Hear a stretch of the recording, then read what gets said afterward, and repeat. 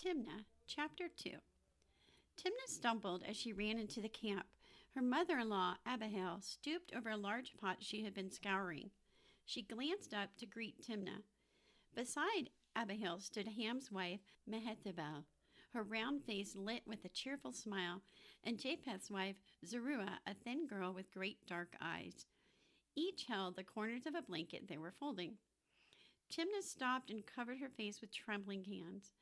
Mehetabel and Zeruiah dropped the blanket and ran to her.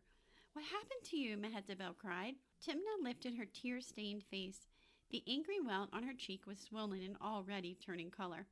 Mehetabel threw her arms around Timna and held her close. "I am so sorry," she whispered. Abihail left her work and hurried to where the girl stood. She was tall and broad, a woman of strength, well matched to her husband Noah. While his hair was iron gray, hers glowed with softly graying streaks. Mehetabel and Zeruiah stepped back respectfully as she softly called Timna to her outstretched arms. Timna looked up to her mother-in-law. "Oh, Mother Abihail, I lost the basket, the last of the fresh vegetables," she said, and burst into fresh weeping. "Vegetables we can do without, child. It is you I am concerned about." Abihail led Timna to the blanket her daughters-in-law had dropped on the ground and sat down with her. "Now tell me what happened." As Timna told her story and how the two dogs had appeared out of nowhere to attack her attackers and send them flying into the trees, she suddenly realized what a wonder that was. And then it struck her funny to think of the two proud, angry boys suddenly finding they were treed by two dogs, and one of them not very big. In a moment they were all laughing, even Abihail. "We will put a cold cloth and soothing salve on your poor face," Abihail said. "I am sure it will heal soon.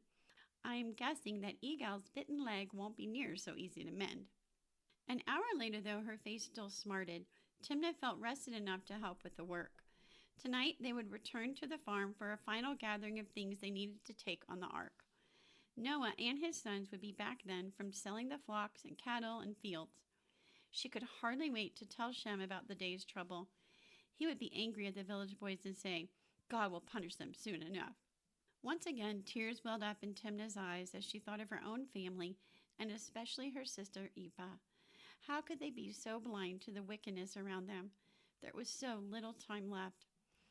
Timna brushed her tears away. For the rest of the day, she worked hard helping her mother-in-law and her sisters-in-law until it was time to leave for the evening meal. The sun was almost down when Thief and Mindy slipped behind a great pile of gopher wood to wait for night to fall. Just ahead of them stood the mighty ark, so huge that Thief could only stare. As the night sky filled with stars and moonlight lit the field, the ark before them looked like nothing Thief or Mindy had ever seen. Mindy stood gazing to its roof high above them. "It seems almost high enough to reach the stars," she said. "Yes, and it's large enough to cover 3 fields," Thief added.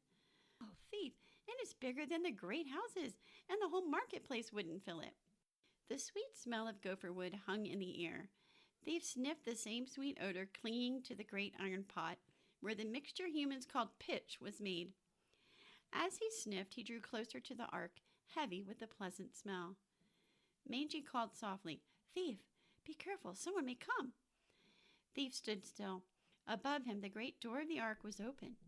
A wooden walkway led up to it. Thief desperately wanted to see what was inside the ark. "Come on, Mindy, the door is wide open before us," he said. Mindy felt a shiver go down her spine. "But Thief, we don't know who could be in there. What if someone comes along and sees us?" "We need to go in," Thief insisted. "Besides, if we are chased, we can always run. We've done enough of that. We ought to at least see what is in there. Come on, Mindy." "Well, maybe just a quick look," she said. "If we're going to die anyway in that thing called the flood, we might as well risk a few sticks and stones." Thief didn't answer her. He knew that once they were in the ark, she would not come back out. The urging he felt inside wouldn't let him stop. They had to get on the ark. With a bound, Thief ran up the walkway and through the great open door.